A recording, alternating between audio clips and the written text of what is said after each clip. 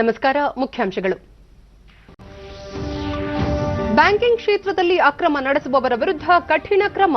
ಮೂಲಸೌಕರ್ಯ ಅಭಿವೃದ್ಧಿಗೆ 6,000 ಕೋಟಿ ರೂಪಾಯಿ ಸಚಿವ ಪ್ರಕಾಶ್ ಜಾವಡೇಕರ್. ಭಾರತದಲ್ಲಿ ಸದೃಢ ಲೋಕತಂತ್ರ ವ್ಯವಸ್ಥೆ, ಅಧಿವೇಶನದಲ್ಲಿ ಜನಪ್ರತಿನಿಧಿಗಳಿಂದ ಫಲಪ್ರದ ಚರ್ಚೆ ಅತ್ಯಗತ್ಯ. ರಾಷ್ಟ್ರಪತಿ ರಾಮನಾಥ್ ಕೋವಿಂದ್ ಪ್ರತಿಪಾದನೆ. 2-3 ದಿನಗಳಲ್ಲಿ ಸಚಿವ ಸಂಪುಟ ವಿಸ್ತರಣೆ ಕುರಿತು ಸ್ಪಷ್ಟ ಚಿತ್ರಣ. ಖಾಲಿ ಇರುವ ನಿಗಮ ಮಂಡಳಿಗಳಿಗೆ ಶೀಘ್ರದಲ್ಲೇ ಅಧ್ಯಕ್ಷರ ನೇಮಕ. ಮುಖ್ಯಮಂತ್ರಿ ಬಿಎಸ್ ಯಡಿಯೂರಪ್ಪ. ಹಾಗೂ ಇಂದು ಲಖನೌ ವಿಶ್ವವಿದ್ಯಾಲಯ ಸಂಸ್ಥಾಪನಾ ದಿನ. ವರ್ಚುವಲ್ ವೇದಿಕೆಯಲ್ಲಿ ಪ್ರಧಾನಿ ನರೇಂದ್ರ ಮೋದಿ ಭಾಷಣ.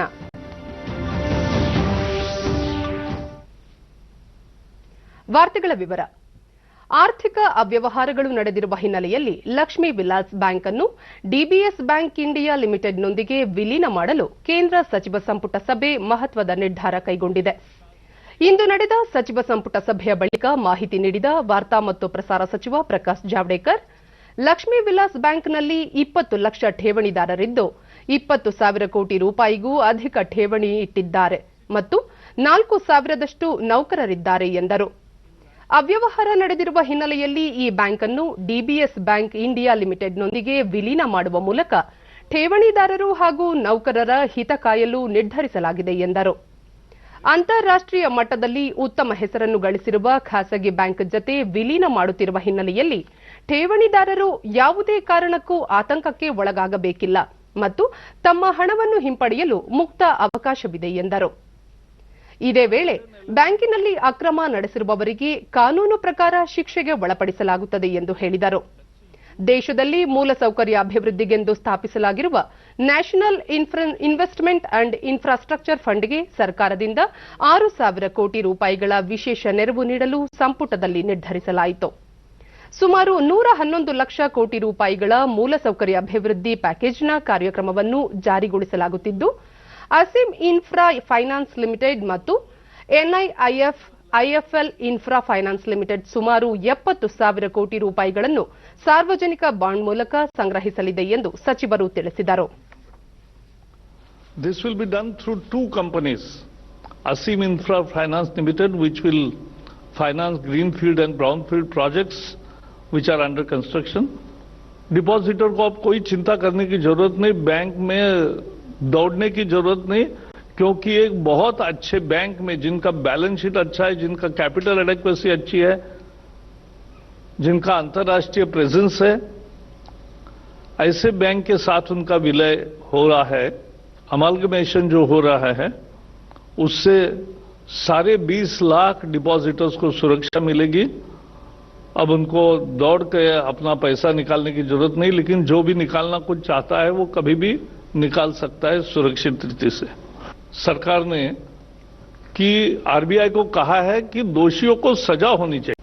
जो बैंक शुरू करते हैं और मिसमैनेज करके या डाइवर्ट करके या कोई फ्रॉड होके जो बैंक डूबने के कगार पर लाते हैं, उनको बख्शना नहीं चाहिए, उनको सजा होनी चाहिए. ವಿಧಾನಸಭೆಗಳ ಸಭಾಧ್ಯಕ್ಷರು, ಉಪಸಭಾಧ್ಯಕ್ಷರು, ವಿಧಾನ ಪರಿಷತ್ ಸಭಾಪತಿ ಮತ್ತು ಉಪಸಭಾಪತಿಗಳ 80ನೇ ಸಮ್ಮೇಳನಕ್ಕೆ ರಾಷ್ಟ್ರಪತಿ ರಾಮನಾಥ್ ಕೋವಿಂದ್ ಅವರು ಇಂದು ಗುಜರಾತಿನ ಕೇವಾಡಿಯಾದ ಸರ್ದಾರ್ ವಲ್ಲಭಭಾಯ್ ಪಟೇಲ್ ಸ್ಮಾರಕ ಭವನದಲ್ಲಿ ಚಾಲನೆ ನೀಡಿದರು.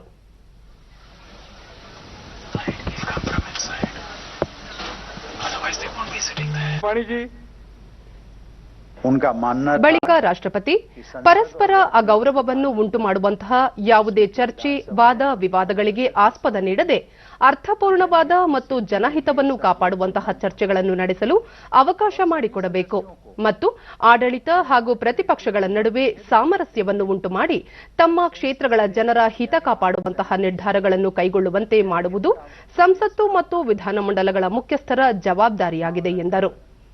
ದೇಶದ ಏಕತೆ, ಅಖಂಡತೆಯ ಸೂತ್ರಧಾರ ಸರ್ದಾರ್ ವಲ್ಲಭಭಾಯ್ ಪಟೇಲ್ ಅವರ ಪ್ರತಿಮೆ ಸ್ಥಾಪನೆ ಮೂಲಕ ಏಕತೆಯ ಸಂದೇಶ ಸಾರಿರುವುದು ನಮಗೆ ಗೌರವದ ವಿಷಯ. 2015ನೇ ಸಾಲಿನಿಂದ ಪ್ರತಿ ವರ್ಷ ನವೆಂಬರ್ 26ರಂದು ಸಂವಿಧಾನ ದಿನ ಆಚರಿಸಿಕೊಂಡು ಬರಲಾಗುತ್ತಿದೆ. ಇದು ಪ್ರತಿಯೊಬ್ಬರ ಪಾಲಿಗೆ ಮಹತ್ವಪೂರ್ಣವಾದುದು ಎಂದರು. ಇಡೀ ವಿಶ್ವದಲ್ಲೇ ಭಾರತ ಸದೃಢ ಲೋಕತಂತ್ರ ವ್ಯವಸ್ಥೆ ಹೊಂದಿದ್ದು ಸಂವಿಧಾನ ರಚನೆ ಸೇರಿದಂತೆ ಅನೇಕ ಅತ್ಯುತ್ತಮ ವಿಚಾರಗಳಿಗೆ ವೇದಿಕೆ ಒದಗಿಸಿದೆ. ಜನರ ಆಸೆ ಆಕಾಂಕ್ಷೆಗಳಿಗೆ ಅನುಗುಣವಾಗಿ ಜನಪ್ರತಿನಿಧಿಗಳು ಬದ್ಧತೆಯಿಂದ ಕಾರ್ಯನಿರ್ವಹಿಸುತ್ತಿದ್ದಾರೆ. ರಾಜ್ಯಗಳಲ್ಲೂ ಸಹ ಜನರ ಹಿತದೃಷ್ಟಿಯಿಂದ ಸೇವೆ ಸಲ್ಲಿಸಲಾಗುತ್ತಿದ್ದು ಪ್ರತಿಯೊಬ್ಬರಿಗೂ ಗೌರವ ತರುವ ವಿಚಾರವಾಗಿದೆ ಎಂದು ರಾಷ್ಟ್ರಪತಿ ಅಭಿಪ್ರಾಯಪಟ್ಟರು. तब भारत की मिट्टी में लोकतंत्र की प्राचीन जड़ें और भी मजबूत हो रही हैं. भारत में आज से लगभग 2500 वर्ष पहले से गण तथा संघ जैसे स्वतंत्र शब्द प्रयोग में रहे हैं. हमारे प्राचीन ग्रंथों में गणतंत्र का उल्लेख जनतंत्र तथा गणराज्य के आधुनिक संदर्भों में किया गया. हमारे यहाँ वैशाली, कपिलवस्तु और मिथिला जो वर्तमान में बिहार राज्य के क्षेत्र हैं, जैसे अनेक गणतंत्र अस्तित्व में थे. इस प्रकार भारत को वास्तव में गणतंत्र की जननी भी कहा जाता है. ಉಪರಾಷ್ಟ್ರಪತಿ ವೆಂಕಯ್ಯ ನಾಯ್ಡು ಕಳೆದ 30 ವರ್ಷಗಳಿಂದ ಸದನದಲ್ಲಿ ವಿವಿಧ ಪಕ್ಷಗಳ ಜನಪ್ರತಿನಿಧಿಗಳು ಪ್ರಶ್ನೆಗಳನ್ನು ಕೇಳುವ ಪ್ರವೃತ್ತಿ ಕಡಿಮೆಯಾಗುತ್ತಿದೆ. ಇದು ತುಂಬಾ ಕಳವಳಕಾರಿ ವಿಚಾರವಾಗಿದೆ. ಈ ಹಿನ್ನೆಲೆಯಲ್ಲಿ ಇದರ ಗಂಭೀರತೆಯನ್ನು ಎಲ್ಲಾ ರಾಜಕೀಯ ಪಕ್ಷಗಳು ಅರ್ಥ ಮಾಡಿಕೊಳ್ಳಬೇಕು ಎಂದರು. ಸದನದಲ್ಲಿ ಕಾರ್ಯಕಲಾಪಗಳಲ್ಲಿ ಹೆಚ್ಚು ಪಾಲ್ಗೊಂಡು ಸದನದ ನಿಯಮಾವಳಿಗಳನ್ನು ಅರ್ಥ ಮಾಡಿಕೊಂಡು ಜನರ ಶ್ರೇಯೋಭಿವೃದ್ಧಿಗೆ ಪೂರಕವಾದ ಪ್ರಶ್ನೆಗಳನ್ನು ಕೇಳುವುದು ಮತ್ತು ಚರ್ಚೆಗಳಲ್ಲಿ ಪಾಲ್ಗೊಳ್ಳಬೇಕು ಎಂದು ತಿಳಿಸಿದರು. The Supreme Court and High Courts have delivered several far-reaching verdicts in furtherance of socio-economic objectives besides making correctional interventions. But occasionally, concerns have been raised to whether they are entering the domains of the legislative and the executive wings. There have been debates as to whether some issues should have been more legitimately left to the other organs of the government. For example, Deepavali fireworks. Lok Sabha speaker Om Birla ಮಾತನಾಡಿ, ಪ್ರಜಾಪ್ರಭುತ್ವದ 3 ಸ್ತಂಭಗಳು ಸಂವಿಧಾನದ ಆಶಯಗಳಿಗೆ ಅನುಗುಣವಾಗಿ ಕಾರ್ಯನಿರ್ವಹಣೆ ಮಾಡಬೇಕೆಂದು ಕರೆ ನೀಡಿದರು. ಜನಪ್ರತಿನಿಧಿಗಳು ವಿಧಾನಮಂಡಲದ ಸಭಾಧ್ಯಕ್ಷರು, ಉಪಸಭಾಧ್ಯಕ್ಷರು, ಸಭಾಪತಿಗಳು ಮತ್ತು ಉಪಸಭಾಪತಿಗಳು ಜನರ ಆಶೋತ್ತರಗಳಿಗೆ ಸ್ಪಂದಿಸುವ ಕೆಲಸವನ್ನು ಮಾಡಬೇಕು. ಎಲ್ಲರೂ ಸೇರಿ ಸಂವಿಧಾನದ ಮೂಲ ಆಶಯಗಳೊಂದಿಗೆ ಪ್ರಜಾತಂತ್ರ ವ್ಯವಸ್ಥೆಯನ್ನು ಸದೃಢಗೊಳಿಸುವ ನಿಟ್ಟಿನಲ್ಲಿ ಕಾರ್ಯನಿರ್ವಹಣೆ ಮಾಡಬೇಕಿದೆ. ಈ ನಿಟ್ಟಿನಲ್ಲಿ ಒಗ್ಗಟ್ಟಿನಿಂದ ಕಾರ್ಯಪ್ರವೃತ್ತರಾಗೋಣ ಎಂದು ಓಂ ಬಿರ್ಲಾ ತಿಳಿಸಿದರು. 2 ದಿನಗಳ ಈ ಸಮ್ಮೇಳನದಲ್ಲಿ ವಿಧಾನಮಂಡಲಗಳ ಮುಖ್ಯಸ್ಥರು ಜನರ ಹಿತರಕ್ಷಣೆಗೆ ಸಂಬಂಧಿಸಿದಂತೆ ತಮ್ಮ ಅನುಭವಗಳನ್ನು ಪ್ರಸ್ತುತಪಡಿಸುವ ಮೂಲಕ ವಿಚಾರ ಮಂಥನ ನಡೆಸಲಿದ್ದಾರೆ ಎಂದು ಅವರು ಹೇಳಿದರು. नवाचारों को आदान प्रदान कर जनता के प्रति इन संस्थाओं को और जवाबदेही बनाते हैं. मैं इस मौके पर विशेष रूप से माननीय प्रधानमंत्री नरेंद्र मोदी जी का भी धन्यवाद देना चाहता हूं. ಕೇಂದ್ರ ಸಂಸದೀಯ ವ್ಯವಹಾರಗಳ ಸಚಿವ ಪ್ರಹ್ಲಾದ್ ಜೋಶಿ, ಸಾಮಾಜಿಕ ಹರಿಕಾರ ಬಸವಣ್ಣ 12ನೇ ಶತಮಾನದಲ್ಲಿ ಅನುಭವ ಮಂಟಪವನ್ನು ಸ್ಥಾಪನೆ ಮಾಡಿ ಪ್ರಜಾಪ್ರಭುತ್ವಕ್ಕೆ ಬುನಾದಿ ಹಾಕಿದ್ದರು. ಇದೇ ಮಾರ್ಗದಲ್ಲಿ ಡಾ ಅಂಬೇಡ್ಕರ್ ಅವರು ದೇಶಕ್ಕೆ ಸಂವಿಧಾನವನ್ನು ನೀಡಿದರು ಎಂದರು. ಇತ್ತೀಚಿನ ದಿನಗಳಲ್ಲಿ ಜನರು ರಾಜಕಾರಣಿಗಳ ಬಗ್ಗೆ ಹಗುರವಾಗಿ ಮಾತನಾಡುವಂತಾಗಿದ್ದು ಅವರ ವಿಶ್ವಾಸವನ್ನು ಕಳೆದುಕೊಳ್ಳುತ್ತಿದ್ದೇವೆ. ಇಂತಹ ಪರಿಸ್ಥಿತಿಯನ್ನು ಹೋಗಲಾಡಿಸಿ ಜನರಲ್ಲಿ ವಿಶ್ವಾಸ ಮೂಡಿಸುವಂತೆ ಮಾಡುವ ಜವಾಬ್ದಾರಿ ನಮ್ಮ ಮೇಲಿದೆ ಎಂದು ಹೇಳಿದರು. ವಿಧಾನಮಂಡಲಗಳ ಮುಖ್ಯಸ್ಥರು ಜನರ ಶ್ರೇಯೋಭಿವೃದ್ಧಿಗೆ ಪೂರಕವಾದ ನಿರ್ಧಾರಗಳನ್ನು ತೆಗೆದುಕೊಳ್ಳುವಂತೆ ನೋಡಿಕೊಳ್ಳಬೇಕು. ಈ ದಿಸೆಯಲ್ಲಿ ವಿಧಾನಮಂಡಲದಲ್ಲಿ ವಿಸ್ತೃತ ಚರ್ಚೆಗಳು ನಡೆಯುವಂತಾಗಬೇಕು ಎಂದು ಪ್ರಹ್ಲಾದ್ ಜೋಶಿ ತಿಳಿಸಿದರು. This is our legacy, and today the presiding officers conference we have to decide. We have to resolute that all the 3 organs are independent, but many times because of sometimes behavior of all of us, I am not telling presiding officer, all political sects, because of our political sect, people are losing confidence. Sometimes people are telling ये राजनीति के बारे में बहुत लो language में बात करते हैं. इसके कारण हम भी है, we are also responsible for that. We should introspect ourselves. We should not allow to happen, because there is no other the best alternative form of the governance in the world is today democracy, that is according to me parliamentary democracy.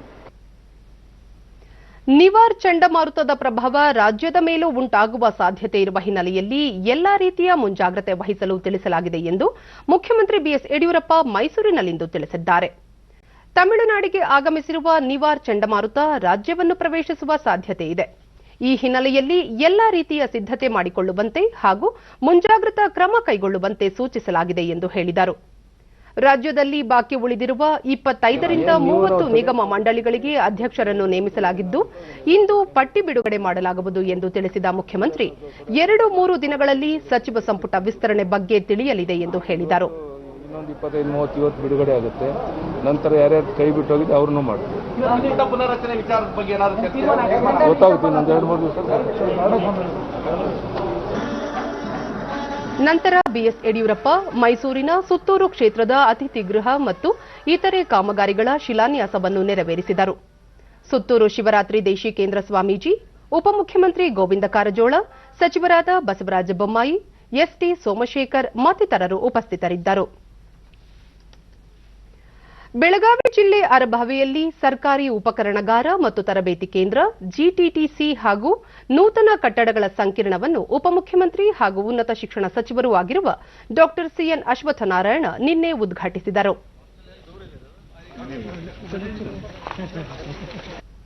ನಂತರ ಅವರು GTTC ಕೇಂದ್ರವು ಉದ್ಯೋಗ ತರಬೇತಿ ನೀಡುವ ಮೂಲಕ ಯುವ ಸಮುದಾಯಕ್ಕೆ ಉತ್ತಮ ಭವಿಷ್ಯ ರೂಪಿಸಿಕೊಳ್ಳಲು ಸಹಕಾರಿಯಾಗಲಿದೆ. ಇದು ರಾಜ್ಯದ 23ನೇ ಸಂಸ್ಥೆಯಾಗಿದ್ದು, ಮುಂದಿನ ದಿನಗಳಲ್ಲಿ ಉಡುಪಿಯಲ್ಲಿ 24ನೇ ಕೇಂದ್ರವನ್ನು ತೆರೆಯಲಾಗುತ್ತದೆ. ತದನಂತರದಲ್ಲಿ ಇನ್ನೂ 6 ಕೇಂದ್ರಗಳನ್ನು ಸ್ಥಾಪಿಸಲಾಗುವುದು ಎಂದು ತಿಳಿಸಿದರು. ಜಿಟಿಟಿಸಿ ಸಂಸ್ಥೆಯಲ್ಲಿ ವ್ಯಾಸಂಗ ಮಾಡುವ ವಿದ್ಯಾರ್ಥಿಗಳಿಗೆ ಉದ್ಯೋಗ ಲಭಿಸುವುದು ಖಚಿತ ಎಂದು ಹೇಳಿದ ಉಪಮುಖ್ಯಮಂತ್ರಿ, ವಿದ್ಯಾರ್ಥಿ ವೇತನವನ್ನು ಸಹ ನೀಡಲಾಗುವುದು ಎಂದು ಹೇಳಿದರು. ನೆದರ್ಲ್ಯಾಂಡ್ಸ್ ದೇಶದ ಜೊತೆ ಒಡಂಬಡಿಕೆಯನ್ನು ಮಾಡಿ ಪ್ರಥಮ ಕೇಂದ್ರ ಪ್ರಾರಂಭ ಆಗಿದ್ದು ನೆದರ್ಲ್ಯಾಂಡ್ಸ್ ಜೊತೆಯಲ್ಲಿ ಕೈ ಜೋಡಿಸಿ ಪ್ರಾರಂಭ ಆಗಿರೋದು. 3 ವರ್ಷ ಕಾಲ 3 ವರ್ಷ ಅವಧಿಯ ಪ್ರೋಗ್ರಾಮ್ ಇಲ್ಲಿ ಪ್ರಾರಂಭ ಮಾಡುವಂತದ್ದಿದೆ. ಇದು ರೆಗ್ಯುಲರ್ ಆಗಿ ಇದು 4 ವರ್ಷದ್ದು 3+1. ಟೊಯೋಟಾ ಕಿರ್ಲೋಸ್ಕರ್ ಅವರು ಪ್ರಾರಂಭ ಮಾಡ್ತಿರೋದು 3 ವರ್ಷದ್ದು. ಮೊದಲನೇ ವರ್ಷ ಯಾವುದೇ ಸ್ಕಾಲರ್ಶಿಪ್ ಇರಲ್ಲ, ಆದರೆ 2ನೇ ವರ್ಷ 3ನೇ ವರ್ಷ ಪ್ರತಿ ವಿದ್ಯಾರ್ಥಿಗೆ 14,000 ರೂಪಾಯಿ ತಿಂಗಳಿಗೆ ದುಡ್ಡನ್ನು ಕೊಡ್ತಾರೆ. ಪ್ರತಿ ತಿಂಗಳಿಗೆ ಕಲೀಲಿಕ್ಕೆ 14,000 ರೂಪಾಯಿ ದುಡ್ಡು ಕೊಡ್ತಾರೆ. ಅರಭಾವಿ ಕ್ಷೇತ್ರದ ಶಾಸಕ ಬಾಲಚಂದ್ರ ಜಾರಕಿಹೊಳಿ, ಜಿಟಿಟಿಸಿ ಸಂಸ್ಥೆಯಿಂದ ನೀಡಲಾಗುವ ತರಬೇತಿಯ ಲಾಭವನ್ನು ಈ ಭಾಗದ ರೈತರ ಮಕ್ಕಳು ಸದುಪಯೋಗ ಪಡಿಸಿಕೊಳ್ಳಬೇಕು ಎಂದು ಹೇಳಿದರು. ನನಗಂದ್ರವರು ಕರೆ ಇವತ್ತು ಎಲ್ಲರೂ ಹೇಳ್ತಾರೆ, ಇಲ್ಲಿ ರಾಜ್ಯದಲ್ಲಿ ಸರ್ಕಾರ ಆಯ್ತು 17 ಜನ ಬಂದಿದ್ದಾರೆ. ಇಂದು ಲಖನೌ ವಿಶ್ವವಿದ್ಯಾಲಯದ ಸಂಸ್ಥಾಪನಾ ದಿನದ ಶತಮಾನೋತ್ಸವ ಸಮಾರಂಭ ನಡೆಯಲಿದೆ. ಸಂಜೆ ನಡೆಯಲಿರುವ ಕಾರ್ಯಕ್ರಮದಲ್ಲಿ ಪ್ರಧಾನಿ ನರೇಂದ್ರ ಮೋದಿ ಅವರು ವರ್ಚುವಲ್ ವೇದಿಕೆಯಲ್ಲಿ ಪಾಲ್ಗೊಳ್ಳಲಿದ್ದಾರೆ. ಇದೇ ವೇಳೆ ಪ್ರಧಾನಿ ಅವರು ವಿಶ್ವವಿದ್ಯಾಲಯದ ಶತಮಾನೋತ್ಸವ ಸ್ಮಾರಕ ನಾಣ್ಯವನ್ನು ಬಿಡುಗಡೆ ಮಾಡಲಿದ್ದಾರೆ. ಅಲ್ಲದೆ ಭಾರತೀಯ ಅಂಚೆ ಇಲಾಖೆ ಹೊರತಂದಿರುವ ವಿಶೇಷ ಅಂಚೆ ಚೀಟಿಯನ್ನು ಸಹ ಅನಾವರಣಗೊಳಿಸುವರು. 1920ರಲ್ಲಿ ಲಖನೌ ವಿಶ್ವವಿದ್ಯಾಲಯ ಸ್ಥಾಪಿತವಾಗಿದ್ದು, ಉತ್ತಮ ಗುಣಮಟ್ಟ ಸಂಶೋಧನೆ ಹಾಗೂ ಭಾರತೀಯ ಮೌಲ್ಯಗಳನ್ನು ಮೈಗೂಡಿಸಿಕೊಂಡಿರುವ ಈ ವಿಶ್ವವಿದ್ಯಾಲಯ ಜಗತ್ತಿನ ಪ್ರಮುಖ ಶಿಕ್ಷಣ ಸಂಸ್ಥೆಗಳಲ್ಲಿ ಒಂದಾಗಿ ಪ್ರಖ್ಯಾತಿ ಪಡೆದಿದೆ. ದೇಶ, ಸಮಾಜ ಮತ್ತು ಮನುಕುಲಕ್ಕೆ ಭೌತಿಕ ಮೂಲಸೌಕರ್ಯವನ್ನು ಒದಗಿಸುವ ನಿಟ್ಟಿನಲ್ಲಿ ಇದು ಕಾರ್ಯೋನ್ಮುಖವಾಗಿದೆ. ಮದುವೆಗಾಗಿ ಕಾನೂನು ಬಾಹಿರವಾಗಿ ಧಾರ್ಮಿಕ ಮತಾಂತರ ಮಾಡುವುದನ್ನು ನಿಷೇಧಿಸಲು ಉತ್ತರ ಪ್ರದೇಶ ಸರ್ಕಾರ ಸುಗ್ರೀವಾಜ್ಞೆಯನ್ನು ಜಾರಿಗೊಳಿಸಿದೆ. ಮುಖ್ಯಮಂತ್ರಿ ಯೋಗಿ ಆದಿತ್ಯನಾಥ್ ಅಧ್ಯಕ್ಷತೆಯಲ್ಲಿ ನಿನ್ನೆ ನಡೆದ ರಾಜ್ಯ ಸಚಿವ ಸಂಪುಟ ಸಭೆಯಲ್ಲಿ ಈ ಸುಗ್ರೀವಾಜ್ಞೆಗೆ ಅನುಮೋದನೆ ನೀಡಲಾಗಿದೆ. ಇದರನ್ವಯ ಬಲವಂತದಿಂದ ಇಲ್ಲವೇ ವಂಚನೆ, ಅನಗತ್ಯ ಒತ್ತಡ ಅಥವಾ ಮದುವೆಗೆ ಆಮಿಷವೊಡ್ಡುವ ಮೂಲಕ ಕಾನೂನು ಬಾಹಿರವಾಗಿ ಮತಾಂತರಗೊಳ್ಳುವುದು ಜಾಮೀನು ರಹಿತ ಅಪರಾಧಕ್ಕೆ ಒಳಪಡುತ್ತದೆ. ಈ ಅಪರಾಧದಡಿ ಆರೋಪಿಗಳ ಗರಿಷ್ಠ 10 ವರ್ಷ ಜೈಲು ಶಿಕ್ಷೆ ಮತ್ತು 50,000 ರೂಪಾಯಿ ದಂಡ ವಿಧಿಸಬಹುದಾಗಿದೆ. ವಿವಾಹದ ಸಲುವಾಗಿ ನಡೆಯುವ ಧಾರ್ಮಿಕ ಮತಾಂತರವನ್ನು ತಡೆಯುವ ಕಾನೂನನ್ನು ಬಿಗಿಗೊಳಿಸುವ ಉದ್ದೇಶದಿಂದ ಉತ್ತರ ಪ್ರದೇಶ ಸರ್ಕಾರ ಈ ಬಗೆಗಿನ ಕರಡನ್ನು ಅಂಗೀಕರಿಸಿದೆ. ಕಾನೂನು ಬಾಹಿರ ಧಾರ್ಮಿಕ ಪರಿವರ್ತನೆ ಸುಗ್ರೀವಾಜ್ಞೆ 2020ರಂತೆ ಮಹಿಳೆ ಮತಾಂತರವು ಮದುವೆಗಾಗಿ ಅಲ್ಲ ಅಥವಾ ಬಲವಂತವಾಗಿ ಇಲ್ಲವೇ ವಂಚನೆ ಮತ್ತು ಮೋಹದಿಂದ ಅಲ್ಲ ಎಂಬುದನ್ನು ಸಾಬೀತುಪಡಿಸಲು ಆರೋಪ ವಿಫಲವಾದರೆ 1 ರಿಂದ 5 ವರ್ಷಗಳ ಕಾಲ ಜೈಲು ಶಿಕ್ಷೆ ವಿಧಿಸಬಹುದು ಎಂಬುದನ್ನು ಶಿಫಾರಸು ಮಾಡುತ್ತದೆ. राज्य में कानून व्यवस्था सामान्य रखने के लिए और महिलाओं को इंसाफ दिलाने के लिए बेहद जरूरी। ಪ್ರಧಾನಿ ನರೇಂದ್ರ ಮೋದಿ ಅವರು ನಾಳೆ 3ನೇ ಜಾಗತಿಕ ಪುನರ್ ನವೀಕರಿಸಬಹುದಾದ ಇಂಧನ ಬಂಡವಾಳ ಹೂಡಿಕೆ ಸಮಾವೇಶ ಮತ್ತು ಪ್ರದರ್ಶನವನ್ನು ವರ್ಚುವಲ್ ಮೂಲಕ ಉದ್ಘಾಟಿಸಲಿದ್ದಾರೆ. ಈ 3 ದಿನಗಳ ಸಮಾವೇಶವನ್ನು ನವ ಮತ್ತು ಪುನರ್ ನವೀಕರಿಸಬಹುದಾದ ಇಂಧನ ಸಚಿವಾಲಯ ಆಯೋಜಿಸಿದೆ. ರೀಇನ್ವೆಸ್ಟ್ 2020 ಸಮಾವೇಶದ ವಿಷಯ ಸುಸ್ಥಿರ ಇಂಧನ ಪ್ರಸರಣವಾಗಿದೆ.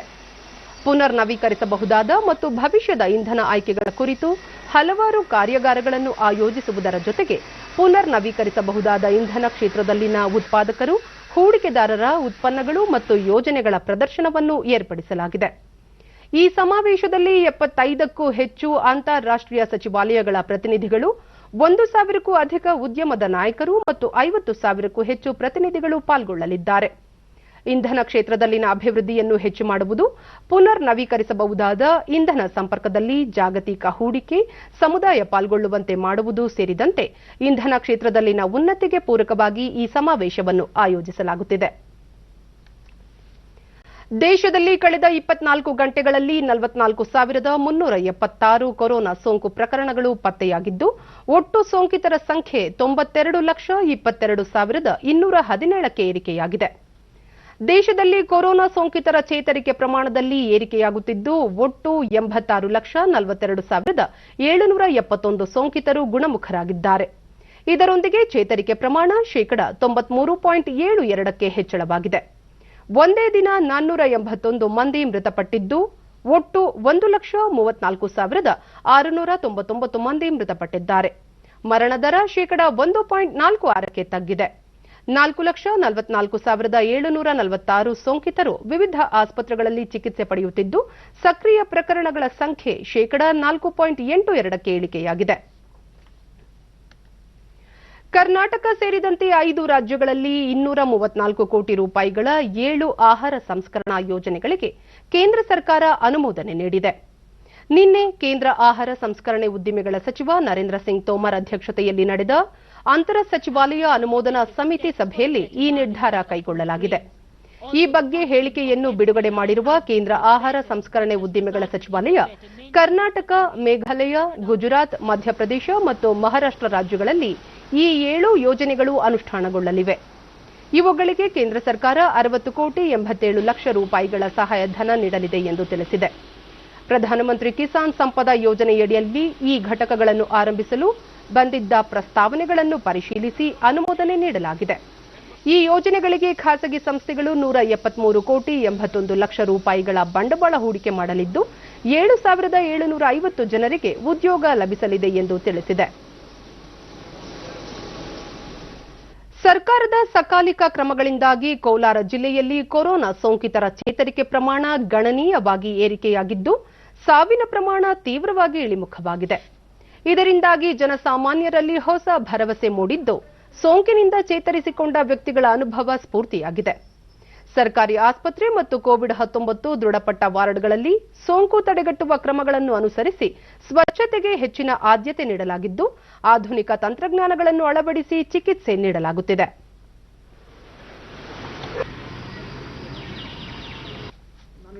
ಡಿಡಿ ನ್ಯೂಸ್ನೊಂದಿಗೆ ಜಿಲ್ಲಾ ಪಂಚಾಯತ್ ಉದ್ಯೋಗಿ ಹೇಮಾರೆಡ್ಡಿ, ಸೋಂಕಿನಿಂದ ಚೇತರಿಸಿಕೊಂಡು ಎಂದಿನಂತೆ ಕರ್ತವ್ಯಕ್ಕೆ ಹಾಜರಾಗುತ್ತಿದ್ದೇನೆ.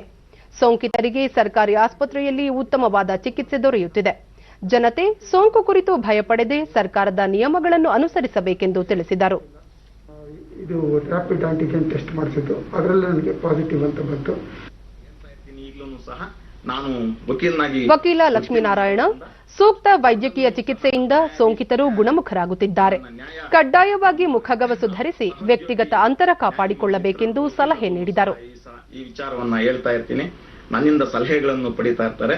ಆದರೆ ನನಗೆ ಕೋವಿಡ್-19 ಪಾಸಿಟಿವ್ ಅಂತ ಗೊತ್ತಾದ ದಿನದಿಂದ 3 ದಿನಗಳ ಕಾಲ ನನ್ನ ಮನಸ್ಥಿತಿ ಬಹಳ ಕೆಟ್ಟದ್ದಾಗಿತ್ತು. ಸೂಕ್ತವಾದ ಚಿಕಿತ್ಸೆನ ಸೂಕ್ತ ಸಮಯದಲ್ಲಿ ನಾವು ಪಡೆದ್ರೆ ಕೋವಿಡ್ ನಮ್ಮನ್ನು ಏನೂ ಮಾಡೋದಿಲ್ಲ.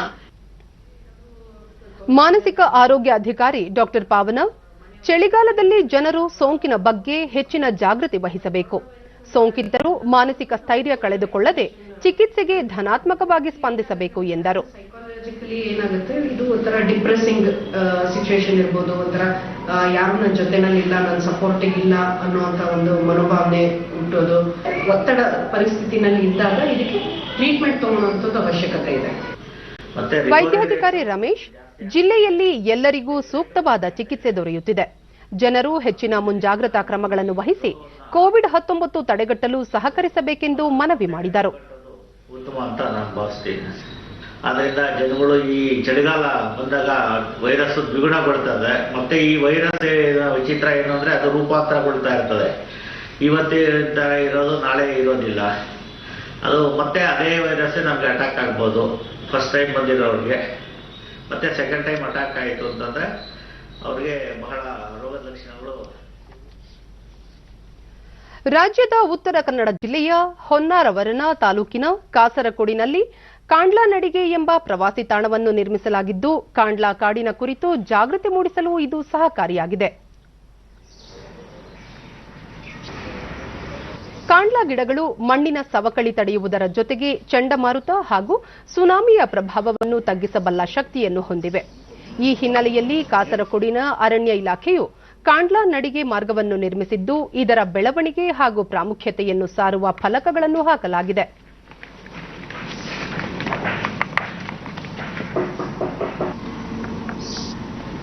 ವಿಶಾಲವಾದ ಡಿಡಿ ನ್ಯೂಸ್ನೊಂದಿಗೆ ಪ್ರವಾಸಿಗ ಶ್ರೀಕಾಂತ್, ಕಾಂಡ್ಲಾ ನಡಿಗೆ ಮಾರ್ಗವನ್ನು ನಿರ್ಮಿಸಿರುವುದು ವಿಶೇಷವಾಗಿದ್ದು, ಇದರ ಪ್ರಾಮುಖ್ಯತೆಯನ್ನು ತಿಳಿಯಲು ಅವಕಾಶ ದೊರೆತಿದೆ ಎಂದರು.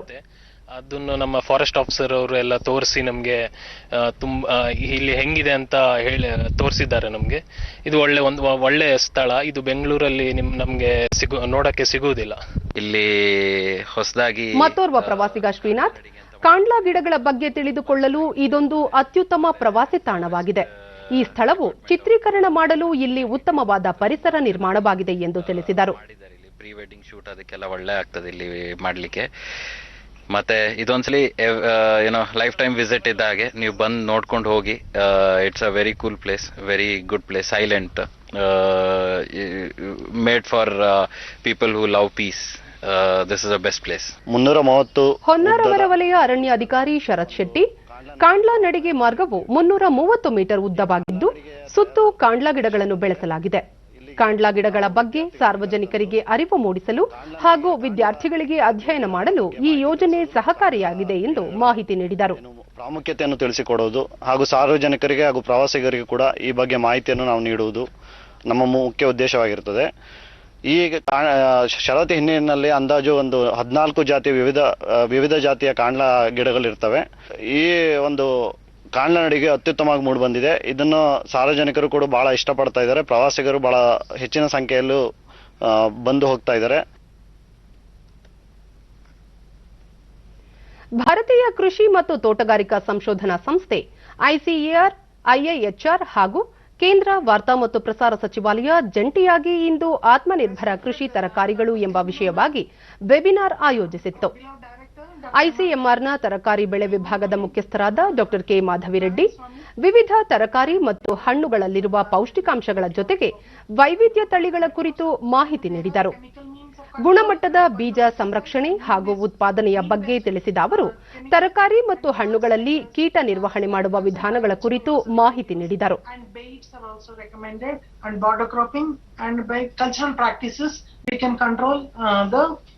Major pests and diseases of different vegetable crops. This is an integrated disease management, how it is grown and the healthy way of growing the crops.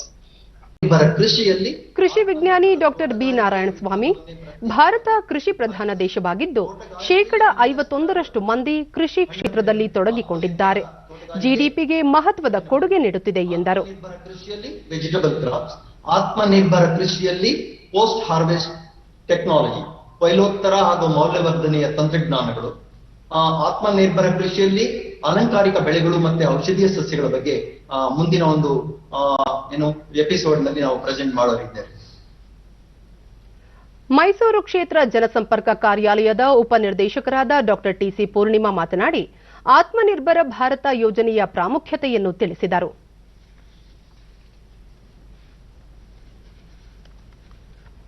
Congress ಪಕ್ಷದ ಹಿರಿಯ ನಾಯಕ ಅಹಮದ್ ಪಟೇಲ್ ಇಂದು ಬೆಳಗಿನ ಜಾವ ಗುರುಗ್ರಾಮದಲ್ಲಿ ವಿಧಿವಶರಾದರು. ಅವರಿಗೆ 71 ವರ್ಷ ವಯಸ್ಸಾಗಿತ್ತು. ಬೆಳಗಿನ ಜಾವ 3:30ಕ್ಕೆ ಅಹಮದ್ ಪಟೇಲ್ ನಿಧನರಾಗಿರುವುದಾಗಿ ಅವರ ಪುತ್ರ ಫೈಸಲ್ ಪಟೇಲ್ ಟ್ವೀಟ್ ಮೂಲಕ ವಿಷಯ ತಿಳಿಸಿದ್ದಾರೆ. 1 ತಿಂಗಳ ಹಿಂದೆ ಕೋವಿಡ್-19 ಸೋಂಕಿಗೆ ಒಳಗಾಗಿದ್ದ ಅಹಮದ್ ಪಟೇಲ್ ಅವರು ಖಾಸಗಿ ಆಸ್ಪತ್ರೆಗೆ ದಾಖಲಾಗಿ ಚಿಕಿತ್ಸೆ ಪಡೆಯುತ್ತಿದ್ದರು. ಬಹು ಅಂಗಾಂಗ ವೈಫಲ್ಯದಿಂದ ನಿಧನ ಹೊಂದಿದ್ದಾರೆ. 1949ರ ಆಗಸ್ಟ್ 21ರಂದು ಗುಜರಾತ್ನಲ್ಲಿ ಜನಿಸಿದ್ದ ಅವರು ಅಲ್ಲಿಂದಲೇ ರಾಜ್ಯಸಭಾ ಸಂಸದರಾಗಿ ಸೇವೆ ಸಲ್ಲಿಸುತ್ತಿದ್ದರು. ಎಐಸಿಸಿ ಅಧ್ಯಕ್ಷೆ ಸೋನಿಯಾ ಗಾಂಧಿ ಅವರ ರಾಜಕೀಯ ಕಾರ್ಯದರ್ಶಿಯಾಗಿ ಹಲವು ವರ್ಷ ಅವರು ಸೇವೆ ಸಲ್ಲಿಸಿದ್ದರು. ಕಾಂಗ್ರೆಸ್ನ ಹಿರಿಯ ನಾಯಕ ಅಹಮದ್ ಪಟೇಲ್ ಅವರ ನಿಧನಕ್ಕೆ ಅನೇಕ ಗಣ್ಯರು ಸಂತಾಪ ವ್ಯಕ್ತಪಡಿಸಿದ್ದಾರೆ. ರಾಷ್ಟ್ರಪತಿ ರಾಮನಾಥ್ ಕೋವಿಂದ್ ಅಹಮದ್ ಪಟೇಲ್ ಅವರು ಇನ್ನಿಲ್ಲ ಎಂಬುದು ತಿಳಿದು ದುಃಖವಾಗಿದೆ. ಉತ್ತಮ ಸಂಸದೀಯ ಪಟುವಾಗಿದ್ದ ಅವರು ತಂತ್ರಜ್ಞಾನ, ಕೌಶಲ್ಯ ಮತ್ತು ಸಾಮೂಹಿಕ ನಾಯಕತ್ವದ ಮೋಡಿಯನ್ನು ಸಂಯೋಜಿಸಿದವರು. ಅವರ ಒಳ್ಳೆಯ ವ್ಯಕ್ತಿತ್ವ ಪಕ್ಷದ ವ್ಯಾಪ್ತಿಯಲ್ಲಿ ಸ್ನೇಹಿತರನ್ನು ಗೆದ್ದಿತ್ತು. ಅವರ ಕುಟುಂಬ ಮತ್ತು ಸ್ನೇಹಿತರಿಗೆ ನನ್ನ ಸಂತಾಪಗಳು ಎಂದು ಟ್ವೀಟ್ ಮಾಡಿದ್ದಾರೆ. ಉಪರಾಷ್ಟ್ರಪತಿ ಎಂ ವೆಂಕಯ್ಯ ನಾಯ್ಡು ರಾಜ್ಯಸಭಾ ಸಂಸದ ಅಹಮದ್ ಪಟೇಲ್ ಅವರ ನಿಧನದ ಸುದ್ದಿ ತಿಳಿದು ತೀವ್ರ ದುಃಖವಾಗಿದೆ. ಸಮರ್ಥ ಸಂಸದೀಯ ಪಟುವಾಗಿದ್ದ ಅವರು ಎಲ್ಲ ನಾಯಕರೊಂದಿಗೆ ಸದಾ ಸೌಹಾರ್ದಯುತ ಸಂಬಂಧವನ್ನು ಉಳಿಸಿಕೊಂಡಿದ್ದರು. ಅವರ ಆತ್ಮಕ್ಕೆ ಶಾಂತಿ ಸಿಗಲಿ ಎಂದು ಟ್ವೀಟ್ ಮಾಡಿದ್ದಾರೆ.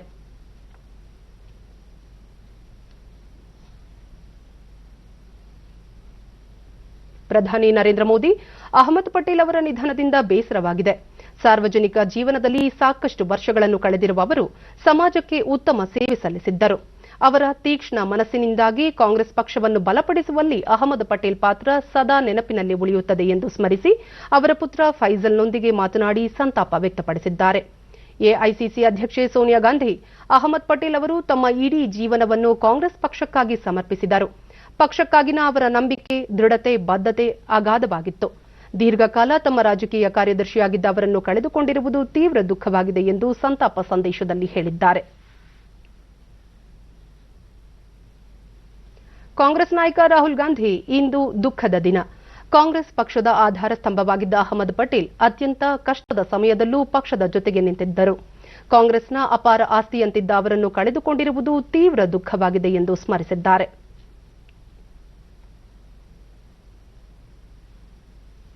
ಮುಖ್ಯಮಂತ್ರಿ ಬಿಎಸ್ ಯಡಿಯೂರಪ್ಪ ಕಾಂಗ್ರೆಸ್ನ ಹಿರಿಯ ನಾಯಕ ಅಹಮದ್ ಪಟೇಲ್ ಅವರ ನಿಧನ ದುಃಖ ತಂದಿದೆ. ಅವರ ಕುಟುಂಬ, ಅಭಿಮಾನಿಗಳಿಗೆ ದುಃಖ ಭರಿಸುವ ಶಕ್ತಿ ದೊರೆಯಲಿ. ಅವರ ಆತ್ಮಕ್ಕೆ ಶಾಂತಿ ಕೋರುವುದಾಗಿ ಟ್ವೀಟ್ನಲ್ಲಿ ತಿಳಿಸಿದ್ದಾರೆ.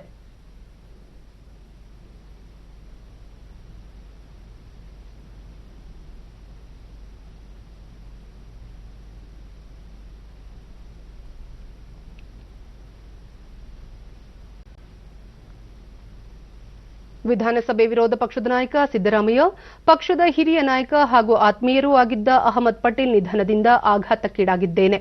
ಪಕ್ಷದ ಆಧಾರ ಸ್ತಂಭವಾಗಿದ್ದ ಅವರನ್ನು ಕಳೆದುಕೊಂಡಿರುವುದು ಪಕ್ಷಕ್ಕೆ ತುಂಬಲಾರದ ನಷ್ಟ ಎಂದು ಸಂತಾಪ ಸಂದೇಶದಲ್ಲಿ ತಿಳಿಸಿದ್ದಾರೆ.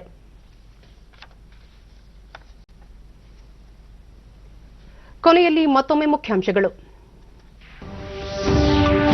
ಬ್ಯಾಂಕಿಂಗ್ ಕ್ಷೇತ್ರದಲ್ಲಿ ಅಕ್ರಮ ನಡೆಸುವವರ ವಿರುದ್ಧ ಕಠಿಣ ಕ್ರಮ, ಮೂಲ ಸೌಕರ್ಯ ಅಭಿವೃದ್ಧಿಗೆ 6,000 ಕೋಟಿ ರೂಪಾಯಿ, ಸಚಿವ ಪ್ರಕಾಶ್ ಜಾವಡೇಕರ್.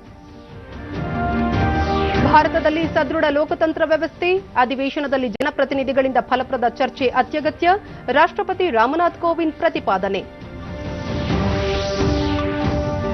2-3 ದಿನಗಳಲ್ಲಿ ಸಚಿವ ಸಂಪುಟ ವಿಸ್ತರಣೆ ಕುರಿತು ಸ್ಪಷ್ಟ ಚಿತ್ರಣ, ಖಾಲಿ ಇರುವ ನಿಗಮ ಮಂಡಳಿಗಳಿಗೆ ಶೀಘ್ರದಲ್ಲೇ ಅಧ್ಯಕ್ಷರ ನೇಮಕ, ಮುಖ್ಯಮಂತ್ರಿ ಬಿಎಸ್ ಯಡಿಯೂರಪ್ಪ.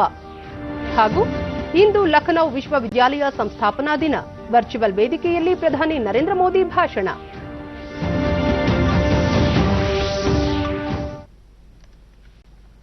ನಮ್ಮ ವಾರ್ತಾ ಪ್ರಸಾರವನ್ನು ನೀವು ಡಿಡಿ ಚಂದನ ನ್ಯೂಸ್ ಯೂಟ್ಯೂಬ್ ಚಾನೆಲ್ನಲ್ಲೂ ವೀಕ್ಷಿಸಬಹುದು.